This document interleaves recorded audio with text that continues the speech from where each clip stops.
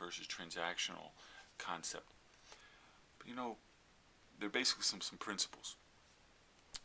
If we can live a life loved, then go out. And what does that mean? How do you live a life loved?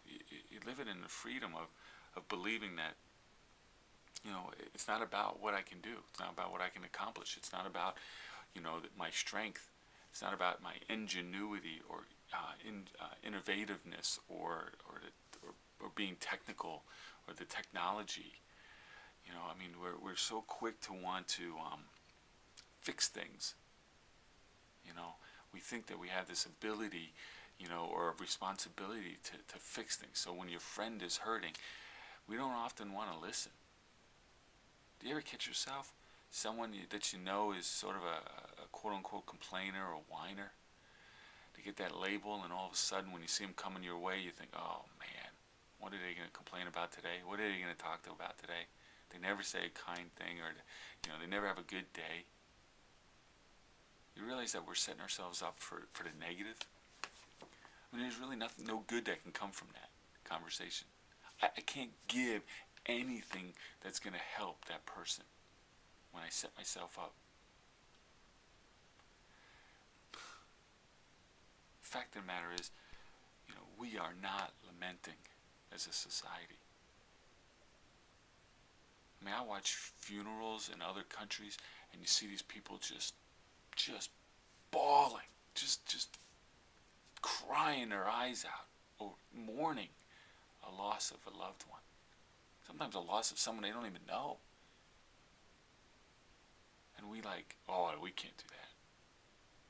Have you been to a funeral lately in this country? It's like a fashion show. Opportunity to wear your Sunday best.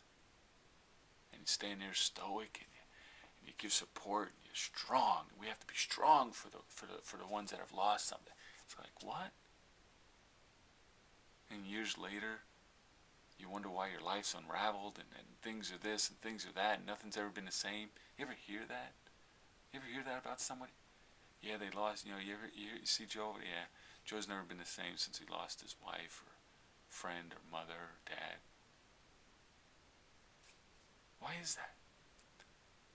Or the converse, like the folks out there in Oakland. Like certain populations or certain ethnicities in our culture.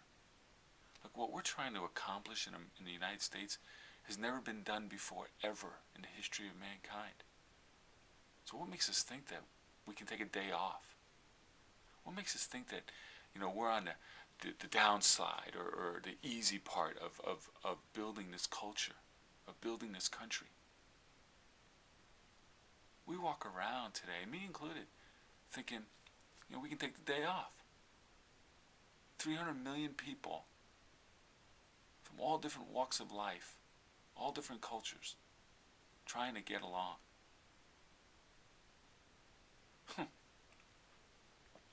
It's an amazing experiment.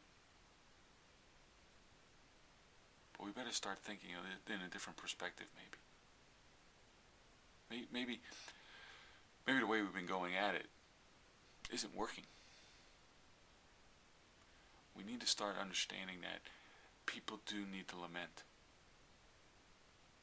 That people do need to grieve. That experiencing loss and living through that loss and expressing that loss with others, sharing it, is vital. It's vital not only to the person who's lost something, but it's vital to the person who's hearing it. We're not taking advantage of our pain to become stronger on the other side. Look, when we're stuck in something, there's really no worse thing, right? When we're in the pit, it feels like it's never going to end. So who are you hanging out with when you're in those times? Are you hanging out with someone who's got a ladder to help you out, a helping hand, to encourage you? Are you hanging out with those who are just kicking dirt on you? Ain't got time to listen. Kind of give you the old, sorry to hear that. Let's go get a beer. Turn the TV on. Hey, Oprah's got the answer. I mean, have you read this book?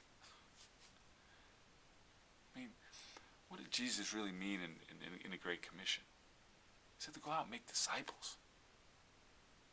Are we willing to do that today? Are we willing to do that in any level of a relationship in society?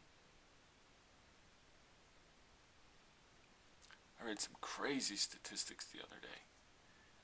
Barna, the George Barna group, who's pretty well respected, said some crazy numbers about pastoring. 1,800 of them a day are quitting or being fired or something like that. 90% of them are this. 45% have had some kind of relationship outside their marriage. I mean, it just goes on and on and on. Staggering numbers. Crazy percentages. But why? Why is that shocking? Look, I think through the history of mankind, I'm not a history major or anything like that, or some kind of historian, but it seems to me every time I've heard where cultures tried to become inclusive, it's disintegrated. Now, we're a culture here in this country of inclusiveness, whether it's at the country club level or in the gang level,